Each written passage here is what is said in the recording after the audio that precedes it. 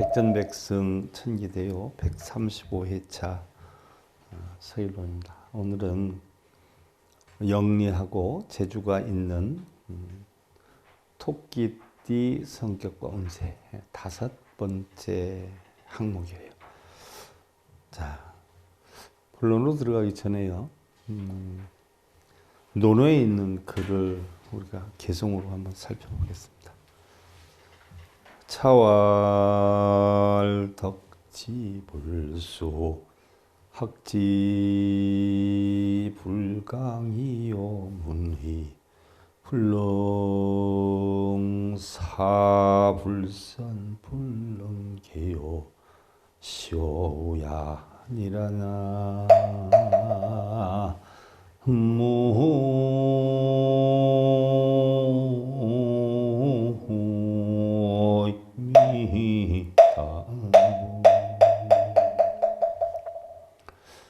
공자께서 이르시기를 덕이 잘 닦여지지 않음과 학문이 깊이 연구되지 않음과 올바른 의를 듣고도 행하지 못함과 선함을 고치지 못하는 것, 그것이 바로 내가 걱정하는 것들이니라 라고 해서 자, 유교하고 불교하고 완전 차이가 어마어마하게 나지 않아요? 자, 유교에서는 틀을 만들어 놨어요. 선이라고 하는 거, 인이라고 하는 거, 예, 의, 지 이런 걸 만들어서 그 틀에 잘 들어오면 중용이라고 하는 걸로 묶어놨어요. 들어오지 않으면 범불화라고 해요. 근데 우리 불교에서는 틀이 없단 말이죠. 틀이. 지금 뭐 여기에서 우리가 유교에서 덕이다, 학문이다, 의이다, 또 선하지 못함을 고치지 않으면 그게 걱정스럽다라고 해 있는데, 자, 우리 불교의 아함사상, 기초교리로 보면 이게 다 있어요. 조금 근기가 중근기로 올라가서 공사상만 공부해도 이 자체가 있어요, 없어요? 이 벽이 허물어진단 말이죠. 선악도 없어요. 좋고 나쁨도 없고요. 덕도 없어요. 업도 없어요.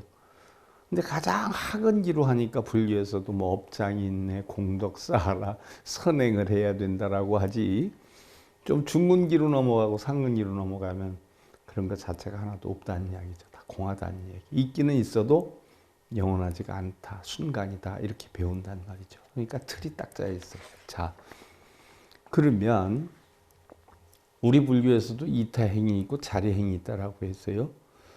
남을 위해서 사는 사람이 있고 자신을 위해서 사는 사람이 있어요. 그래서 남을 위해서 살면 상근기요, 상품에 해당이 되고, 자신을 위해서 살면 중근기요, 중품에 해당이 돼요. 근데 남에게 해를 끼치고 누를 끼치고 걱정과 불안을 끼치고 심려를 끼치면 그건 하근기, 하품이란 말이죠. 그러니까 유교에서는 또 어떻게 표현을 했느냐. 세상에는 꼭 있어야 될 사람, 또 있으나 마나한 사람, 있어서는 아니 되는 사람이다 이렇게 구분을 하기도 해요. 자, 그러면 유교 쪽에서 얘기를 하나 불교 쪽에서 얘기를 하나 똑같이 얘기하는 부분이 있어요. 뭐냐? 공자가 깨달음을 얻었기 때문에 사실은 근심걱정이 없을 것 같지만 근심걱정을 해요. 무슨 근심걱정을 해요?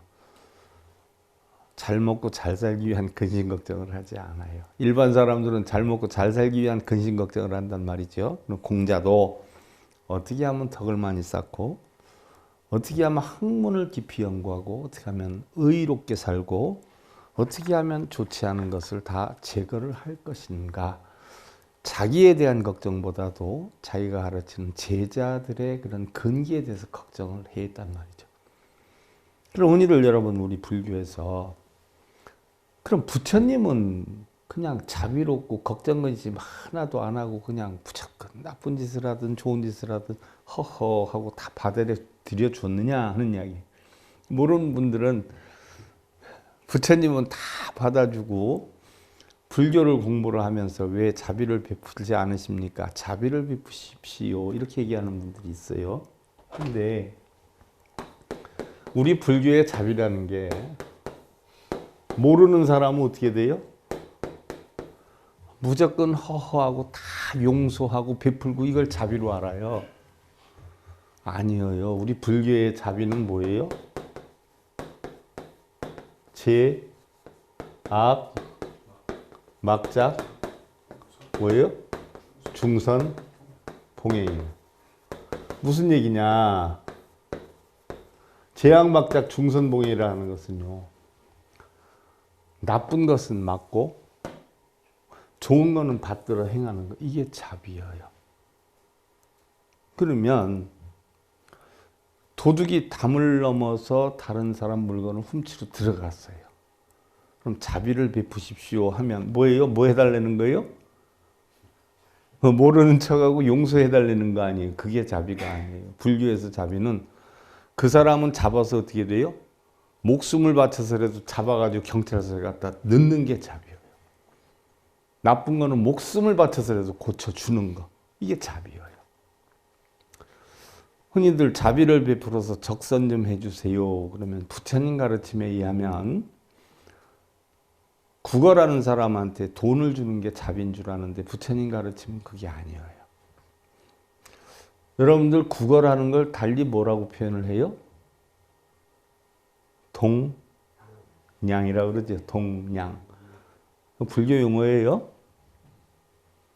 옛날에 스님들이 그런 철 같은 거 구리를 갖다가 주장자에다 걸고 다녀요. 그러면서 남의 집 구걸 다니면 어떻게 돼요? 딸랑딸랑 흔들지 않아요. 구리동자. 흔들 양자예요. 나 밥 얻어 먹으러 왔습니다. 이거거든요. 이 동냥이라는 게. 그럼 수행자들이 밥을 얻어먹기 위한 밥을 얻어먹었느냐? 아니에요. 자기를 최고 낮은 자세로 만들기 위해서 탁발을 했어요. 탁발.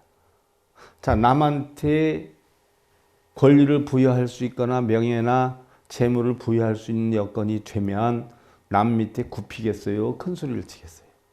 큰 소리를 친단 말이에요. 그럼 자기가 가장 최악의 상태로 만드는 거, 모든 걸 비우고 다 버리고 최악의 상태로 만들어야 자기는 뭐예요? 비울 수가 있는 거예요. 그래서 우리 불교의 예불이 뭐예요? 예불. 예를 갖추어서 부처님께 공경하는 거. 달리 예경이라고 그러죠. 달마대사는 그걸 갖다 뭐라고 했어요? 예복이다라고 했어요. 예를 갖추어서 상대는 무조건 공경을 하되 나는 완전히 없애는 거. 그 수행이 탁발 수행이에요. 그 탁발 수행은 빌어먹기 위해서 빌어먹는 게 아니라 나를 없애기 위한 수행이에요. 그리고 그 당시만 했어도 수행자들에게 공양을 줌으로 인해 가지고 큰 공덕이 된다라고 하는 바로 바라문 사상이나 인도 토속 사상이 바탕이 돼 있어서 많은 사람한테 공급을 받을 수도 있지만 하루에 7집 이상을 안 다녔어요. 또 어느 집에서 많이 준다고 그 집에서만 얻은 게 아니에요. 자기가 한 끼 먹을 수 있는 양을 7집을 똑같이 다니면서 7분의 1씩만 수고를 했어요. 그래서 한쪽에 나무 밑에 앉아서 조용히 먹었단 말이죠. 그래서 비구 비구니가 결국은 비크슈 비크슈니예요. 남자 거지, 여자 거지를 뜻해요. 그러면 남자 거지를 비크슈라 했고 여자 거지를 비크슈니라 해서 이게 변화가 돼서 비쿠 비쿠니가 돼서 비구 비구니가 된 건데 쉽게 예를 들면 거지라는 거예요. 거지라고 하는 것은 뭐예요? 모든 것을 다 버리고 비운 사람이에요. 자기 것이라고는 하나도 없는 사람. 이걸 비구 비구니다라고 하는 거예요. 그래서 나를 전부 비우기 위해서 탁발 수행을 했어요. 나의 욕심을 태우기 위해서 한 게 아니란 말이죠. 그러니까 부처님의 진정한 가르침에 구걸 나온 사람에게 자비로움을 베푸는 것은 그 사람이 필요한 돈이나 먹을 걸 주는 게 아니라 어떻게 돼요? 오히려 주지 않아서 바르게 사는 법을 가르쳐주고 돈 버는 법을 가르쳐주고 먹을 걸 만드는 법을 가르쳐주고 어떻게 해서 먹을 걸 준비해야 되느냐 하는 법을 가르쳐주어서 스스로 일어나게끔 만드는 게 자비지 돈 주고 뭐 옷 주고 이게 자비가 아니에요. 이게 자칫 잘못하면 뭐예요? 공범이에요. 공범. 그 사람 자꾸 줘버릇하면 자기가 일어나겠어요? 계속 얻으러 오겠어요? 공범이에요. 저도 그 전에 다른 지역에 있을 때 처음에 승려 생활한 지 얼마 안 됐을 때여요. 지금부터 뭐 한 3, 40년 전인데 그게 안 됐어서 자비다라고 해가지고 오는 사람마다 다 그때 당시에 뭐 5천 원도 주고 줬더니요. 전국구가 돼가지고 광주에서도 오고요. 부산에서도 오고 전주에서도 오고 대구에서도 오고 서울에서도 와요. 소문이 나서 자기네들끼리. 심지어요 제가 부산 강의 갔을 때 노숙자가 쫓아와가지고 제가 용변 보려고 화장실을 가는데 그 사람도 용변 보러 왔다 딱 보더니 나가요. 그러다 내가 나가니까 줄줄줄 쫓아가요. 스님 겨울인데요 제가 오갈 데가 없습니다. 오갈 데가 없으니까 저 좀 보살펴 주세요. 어떻게 보살펴 주면 됩니까? 아 스님이 절에 데리고 가시면 제가 잔일이라도 뭐든지 다 되니까 절에 데려가서 먹고 재워만 주십시오. 나 오늘 강의 왔는데 그럼 강의 끝날 때까지 기다릴 수 있겠어? 그랬더니 아 그럼요 해가지고 그럼 갑시다 해가지고 근데 법회하는 절에 데리고 가서 하루 종일 뒀다가 법문 다 끝나고 법회 끝나고 데리고 절에 왔어요.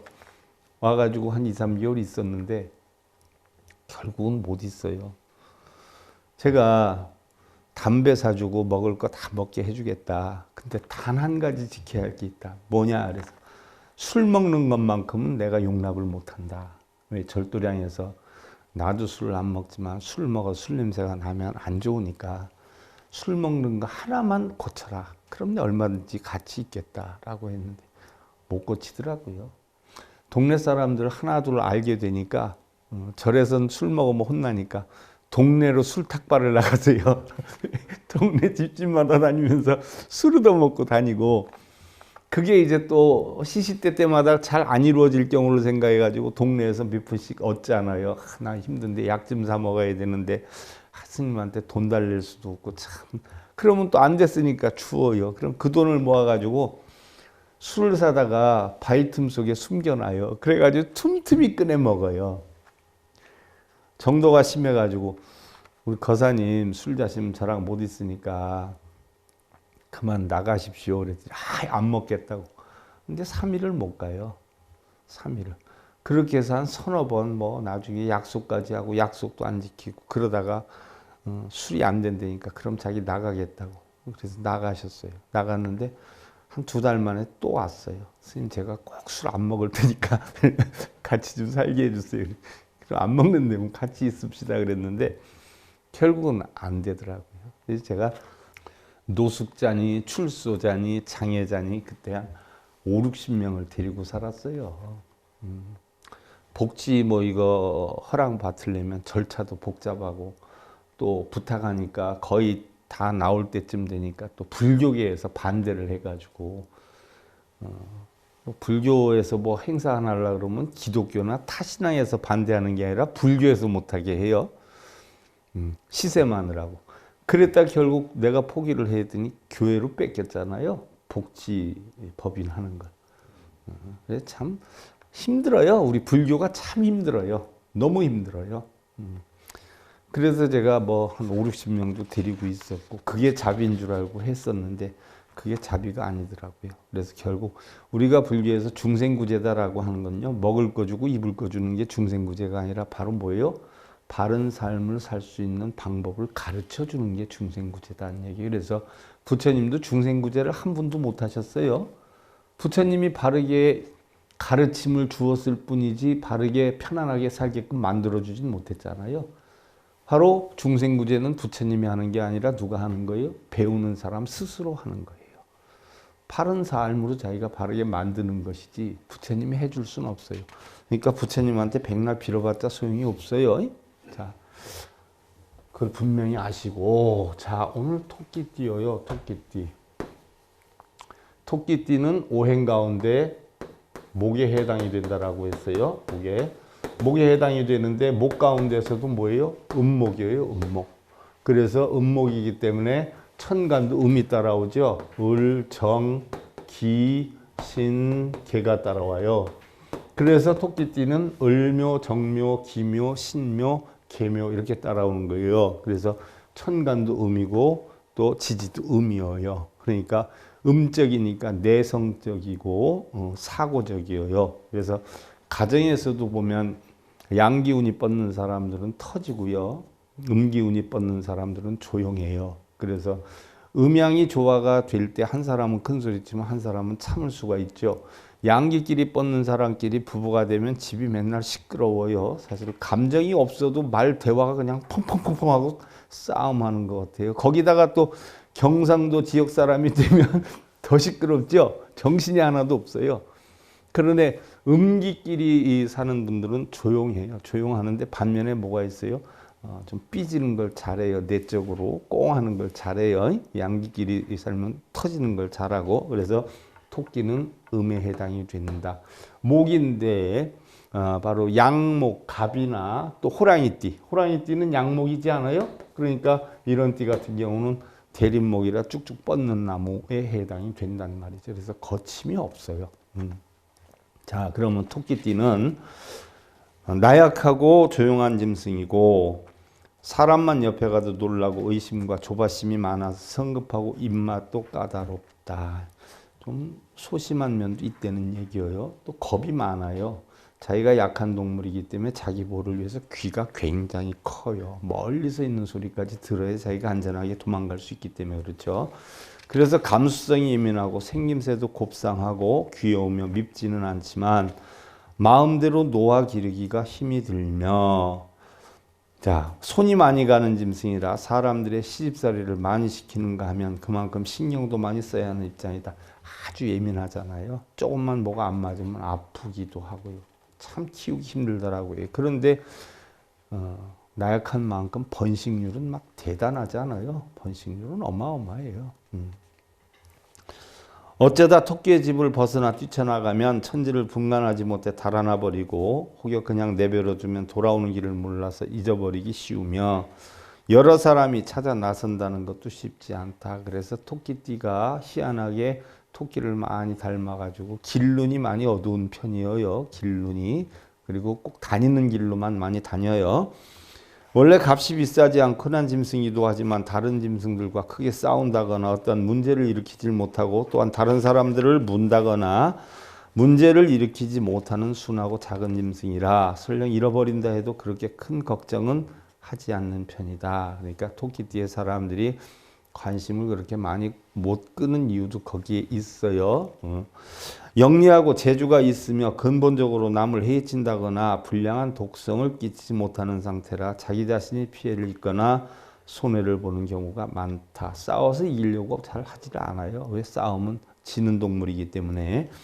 선천적으로 나약함이 있어서 미리 달아날 궁리부터 해놓고 행동하는 편이며 만일 쫓기게 되면 다니던 길로만 도망치는 묘한 습성이 있다. 그래서 그 전에 어려서 보면 토끼몰이 하거나 토끼 잡으러 다닐 때는 올무 같은 거 다니는 길에다 쳐놓으면 지가 도망가다 잡히기도 하고 하지 않아요? 그런데 희한한 게 사람들도요. 토끼띠의 사람들이 보편적으로 자기가 다녔던 길로만 다닌다는 거예요. 가본 데만 가보고. 그러니까 토끼띠 사람이 잊어먹으면 평소에 다녔던 데 가면 찾는다는 거예요. 토끼장에 넣어놓는다라고 해도 묵직하게 점잖은 편이 아니고 사시사철 부산을 떨고 바쁜 입장이고 자기 성질을 이기지 못해서 항상 근심 걱정이 떠나지 않으며 자신의 무덤을 자신의 무덤을 자신이 파는 경우가 많다. 그래서 토끼띠 사람들은 가까운 사람들에게 피해를 입거나 곤란을 받기 쉽고 혼자서 번민하고 괴로움을 겪는 경우가 많다. 하고 싶은 일들은 많은데 남들은 별반 신경을 써주지도 않으면서 구설과 욕설을 던지는 경우가 많으면 물론 남들의 입에 오르내리는 경우가 많다. 토끼띠도 뭐 월건에 따라서 많이 다르죠. 이제 월별로 다시 우리가 살펴는 보겠지만 매돌생 토끼이냐에 따라서 달라요. 뭐 예를 들어서 겨울 토끼다라고 하는 경우는 먹을 게 없잖아요. 다른 사람의 손에 의해서 먹을 거를 구하게 되는데 그러니까 겨울생 토끼들은 자기가 활동 능력이 강해가지고 먹이를 구하기보다는 타인으로 하여금 먹이를 얻어먹는 성향이 깊고요. 적어도 2, 3월생 이후의 토끼는 먹을 게 천재 많이 깔려 있지요. 그래서 시키는 대로 잘 안 들어요. 자기 뜻대로 하고 뭐 천지가 먹을 거니까 이리 뛰고 저리 뛰면서 자기가 자기 먹을 거 쫓아다니고 찾아다니기도 하죠. 그러다가 자칫하면 어떻게 돼요? 산짐승이나 날짐승에게 잡히게 되고 설령 길을 잃어버려서 산토끼가 된다라고 해도 사람들이 놓는 올가미, 덫, 그리고 맹수들의 위협 등으로 항상 어려움이 뒤따르는 이치와 같다라고 했어요. 그 전에 토끼를 저도 한 마리 키웠다기보다는 뭐 산토끼 비슷한 거예요. 그래서 먹이를 주다 보니까 쫓아와요. 그래서 키웠는데 바로 여기서 키웠는데 습을 들여 놓으니까 지금 우리 관음지 잉어들도요. 제가 가서 저 먹이 가지고 딸랑딸랑 하면 모여들어요. 왜냐하면 습이 돼서 먹이 주는구나 해서 보이거든요. 토끼도 마찬가지예요. 제가 끌어놨어요. 묶여서 키울 게 아니라 네 맘대로 살아라. 대신 먹을 거 없으면 내가 먹을 거 줄 테니까 와 하고 풀어놨더니 멀리는 안 가고 꼭 주변에서 놀아요. 그랬다가 제가 그 먹이를 들고 나가지고 저 강아지 사료가 잉어한테 줄 때는 잉어밥이 되고 토끼한테 줄 때는 토끼밥이 되거든요. 그걸 가지고 그릇에서 놓고 막 흔들잖아요. 다그닥다그닥다그닥 하면 와요. 불과 한 2, 3분 내로 뛰어와요. 그래서 주변에 있어요. 그래서 그걸 놓고 오면 그걸 먹어요. 먹고 가요. 그러다 다음날 돼서 또 안 보이다가 막 흔들면 와요. 그렇게 해서 한 두세 달 했었어요. 두세 달 했는데 어느 날 갑자기 막 흔드는데도 안 와요. 이상하다. 며칠 했는데도 안 와요. 그때 이제 생각나는 게 바로 이거예요. 응? 뭐 어디에 잡혀갔든지 걸렸든지 잡혀 먹혔든지 이렇구나 하는 생각을 했어요.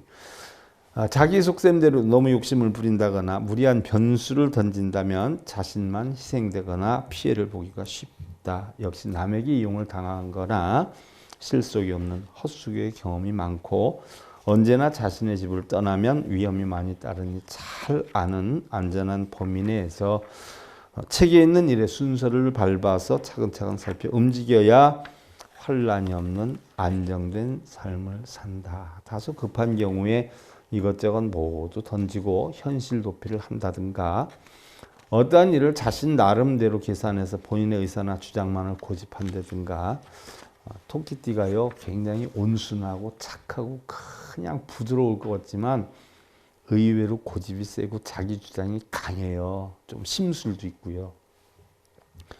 혹은 절제를 못하고 막무가내로 움직인다거나 본인의 생각대로 행동하다가는 어려움에 빠져 헤어나지 못하는 그런 경우가 많고 한탄하는 경우도 적지 않음을 명심해야 한다.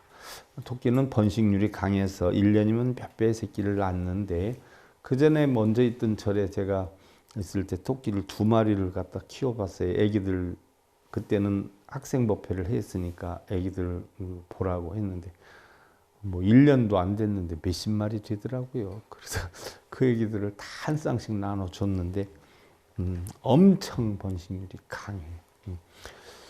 자신의 새끼들을 모두 양육하기엔 힘이 붙이고 남의 손에 맡겨야 하는 경우도 있지만 잘못하면 인연을 여러 군데 맺어서 그 자식들을 자기 그늘에 두기 어려운 경우도 있다는 것을 알아야 돼요. 이 토끼띠의 특성이에요. 상대적으로 돼지띠 같은 경우는 새끼를 많이 낳는데요. 어떻게 돼요?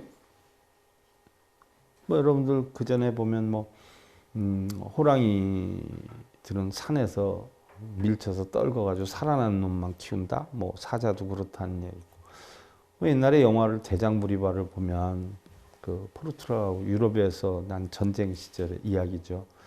부리바 아들을 낳아가지고서는 결국 물속에 담가놨다. 사는 놈만 키우는데 둘 다 살아서 형제를 키우지 않았어요? 그와 같이 돼지 같은 경우도요. 뭐 많이 나면 10마리 넘게 나지 않아요? 평균 뭐 7, 8마리 낳고. 근데 이 돼지라고 하는 놈이 참 무서운 동물이에요. 집돼지는 안 그런데 산돼지 같은 놈들은요. 자기가 다 감당을 못하지 않아요. 그럼 자기가 봤을 때 키우기 힘든 놈, 나약한 놈, 병약한 놈, 성격에 문제 있는 놈은 자기가 다 죽여서 자기가 다 씹어먹어버려요. 뼈까지 다 씹어먹어요, 자기가. 그래서 자기가 키우기 좋은 놈들만 다 키워요. 너댓 마리. 참 희한한 동물이에요. 그런가 하면 이 토끼는 어떻게 돼? 자기가 새끼는 많이 나놓고 감당을 못해요. 감당을 못해가지고 나가는지 들어오는지도 간섭을 안 해요. 그러니까 바로 이게 사람 토끼에도 이런 영향이 있어요. 물론 지금은 그전처럼 아기를 많이 안 낳으니까 그렇지만 자칫하면 물론 사람들마다 조금씩은 다르겠지만 여기저기 가서 아기를 낳아가지고 간수를 못한 경우도 있고요. 또 자기 얘기를 자기가 간수를 못하는 경우도 있어요. 이 토끼들의 조금 단점이기도 해요. 그래서 돼지띠 같은 경우는 어떻게 돼요? 자식에 대해서도 아주 무서울 정도로 차고 냉정해요. 그래서 모성애가 다른 동물에 비해서 적은 게 돼지예요. 모성애가 이제 강한 게 이제 닭들이 엄청 강해요. 닭들이 지가 품어서 나가지고 뭐 키울 때까지 지가 다 끌고 다니잖아요. 그러니까 엄청 강해. 한 마리라도 안 따라오면 난리가 뒤집어 퍼져요. 그래서 집에서도 뭐 닭띠 며느리가 장자 며느리로 들어오면 집안 잘 끌고 가는데 차자나 막내 며느리로 들어오면 자기 뜻대로 안 되면 집을 막 훌볶아 때릴 수도 있어요. 참고로 해야 돼요. 배우자격의 상대는 많이 만날 수 있는데 온전한 결실을 맺기 어려우니 일부 일처를 종사하기가 매우 어렵고 이별의 결정적인 환란을 피하려면 두 집 살림 아니면 한동안 바람이 나서 환란을 초래한다거나 따로 떨어져 지내는 기간이 상당히 있을 수도 있게 된다. 토끼는 땅굴을 파면 사람의 보편적인 상식을 깨고 수십 미터씩 분간 없이 무계획적으로도 파는데 그러한 기질처럼 계획성이 뚜렷하지 못하고 생각지도 않은 엉뚱한 일을 저지르기도 하고 보기보다 엉큼한 면도 없지는 않다. 또한 아주 조그만 물이 흘러도 그것을 뛰어넘으려 하기보다는 회피하고 돌아서는 기질이 있는 것과 같이 자 어려움을 만나면 극복하려고 하는 것보다는 도망가고 피하려고 하는 기질이 많이 있다는 이야기예요. 나약한 동물이기 때문에 지난번에도 잠깐 얘기했지만 토끼가 하루의 시간이 언제예요? 5시에서 7시란 말이죠. 그래서 아침 일찍 일어나요. 아침 일찍 일어나는데 어떻게 돼요? 새벽에 일어나? 어떻게 돼요? 물만 먹고 온다라고 하지. 세수하러 갔다가 물만 먹고 온다라고 하잖아요. 그러니까 어떤 자기 제재력이라 그럴까? 이런 것들이 좀 약하지요. 그리고 자기가 엄청 약한 줄 알고 살아요. 그래서 부딪혀서 이기보단 피하거나 도망가거나 이런 성향이 있어요. 그래서 토끼가 자살하려고 어떻게 돼요? 산으로 가서 냇가로 갔는데 자기를 보고 놀라서 도망가는 놈이 있죠. 그걸 보고 자기가 위안을 얻어가지고 다시 삶을 시작했다는 이야기도 있어요. 그럴 정도로 적극성이 조금 부족해요. 오기는 많은데 자기 견해나 자기의 상식밖의 것을 별로 신용하려 들지 않고 자기의 생각이 가장 옳다라는 생각이 들어요. 의심이 많고 자기 주관이나 오기나 고집 등을 앞세우려는 성질이 있어서 함정에 빠져서 발목을 잡히게 되더라도 무리로 강행해서 후회를 하거나 탄식하는 일이 생긴다. 조금만 음식을 잘못 먹어도 설사를 하다 죽는 까다로운 체질이고 대신 토끼띠 사람들이 자기가 음식이 까다롭기 때문에 상대적으로 음식을 잘하는 성향이 많아요. 그런데 자기가 음식이 까다로우니까 상대적으로 자기는 예민하게 잘할 수 있어요. 그런데 또 이런 사람들이 뭐예요? 상대는 더 까다로운 사람을 만나요. 음식 못하는 사람들은 어떻게 돼요?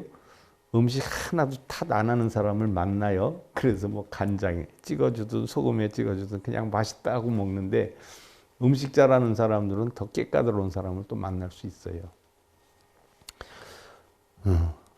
또 설사를 하다 죽는 까다로운 체질이고 크지도 않아 잡혀먹히거나 쉬병들고 사망하기 쉬운 토끼의 체질상 주인이나 배우자 선택은 정녕 신중에 신중을 기울여야 한다. 총애와 은덕 속에서 원망의 뿌리가 자라나고 명예와 공로 가운데 세상의 시기와 비난을 맞이하니 매사 다소간에 공급과 여유를 두어서 사물이 꼭 맞고 가득 차기를 바라지 말아라. 세상에 맞지 않는 것이 천지죠. 맞기를 바라면 그게 문제가 된다. 다음 이제 토끼띠생 성격 검색 6번째인데요.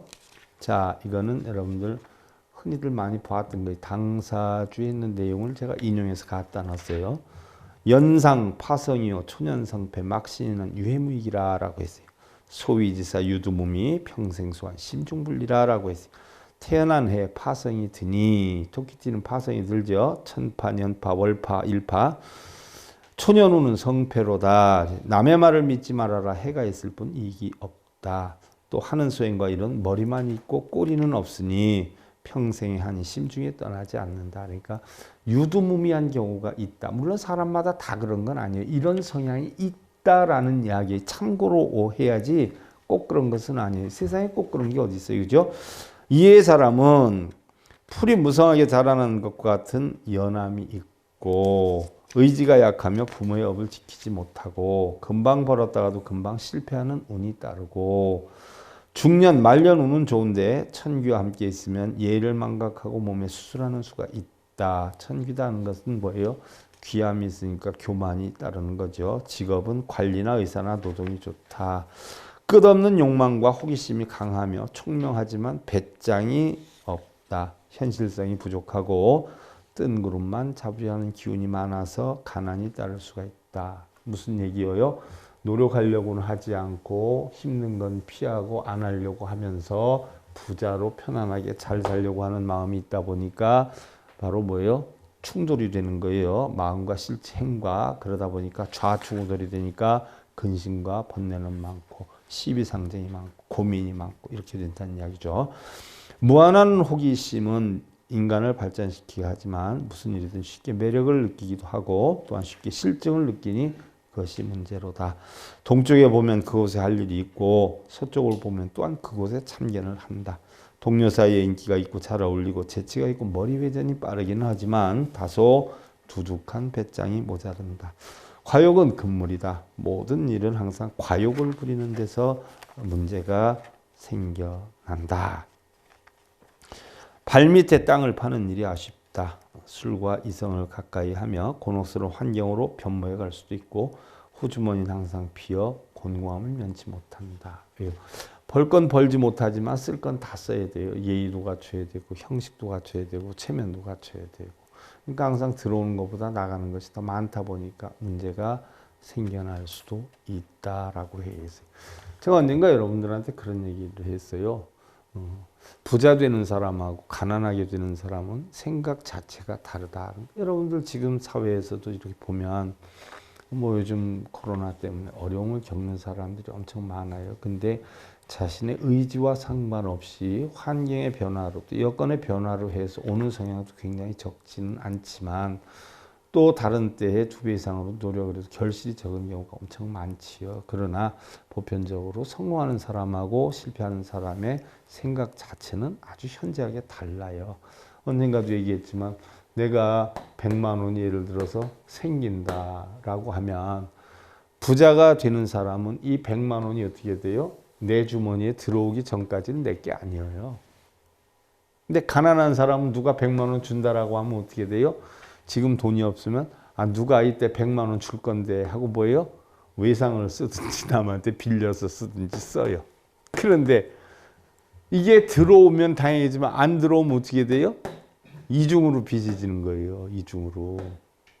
그럼 200을 갚. 200이 손에 들어올 걸로 생각해서 100을 빌렸으니까 들어올 거 안 들어오니까 손해. 어떻게 돼? 빌렸으니까 손해. 나중에 200만 원어치 문제가 있어요. 그러면 예를 들어서 부자가 되는 사람은 100만 원 누가 준다라고 했다고 이건 내 손에 안 들어오면 내 게 아닌데 100만 원이 들어왔다. 그럼 어떻게 돼요? 이걸? 없는 셈 쳐요. 저축해 버려요. 그리고 쓰고 싶은 건 뭐예요? 자기가 벌어서 써요. 만들었어요. 집어넣고. 근데 100만 원을 누가 줄 거다 하면 미리 쓰는 사람은 어떻게 돼요? 여기저기 죄 빌렸어요. 여기저기 죄 빌렸어. 누가 줄 거야? 누가 줄? 그러니까 카드 막기 바쁘죠. 여기 빌려서 저기 갖기 바쁘죠. 부자가 되는 사람은요.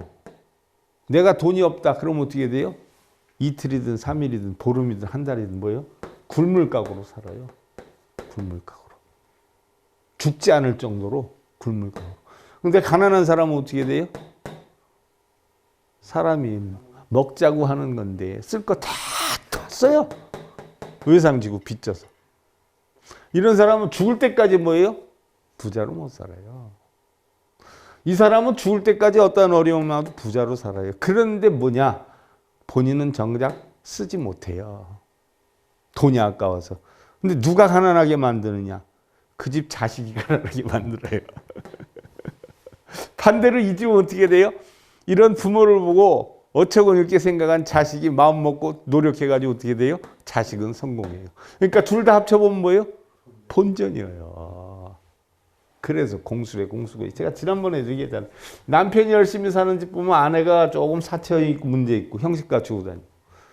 아내가 열심히 사는 사람 보면 남자가 또 허세 부리고 다 다니고, 부모가 다 문제 일으키는 집은 또 자식이 일찍 철들어서 아르바이트 하면서 학교 다니고, 부모가 아주 꼼꼼하게 열심히 살면 어떻게 돼요? 자식이 다 탕진을 해요. 그러니까 결국 합하면 뭐예요? 본전치기예요. 그러니까 이득도 없고 손해도 하나도 없는 거예요.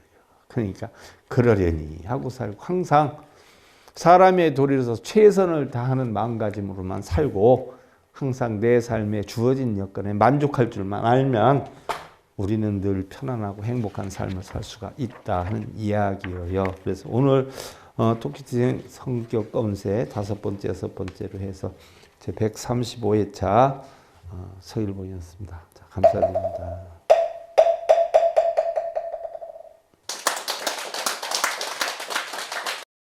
행복으로 가는 징검다리에 서길봉 스님이 여러분들을 초대합니다. SIB 불교교육대학에서는 더 듣다, 생활 속의 천수경, 달마대사 성관법, 현대생활 불교 법요지, 불교학 개론, 성찰스님 백일 법문 등을 비롯한 다른 불법, 다른 진리, 서길봉 스님의 SIB 불교교육대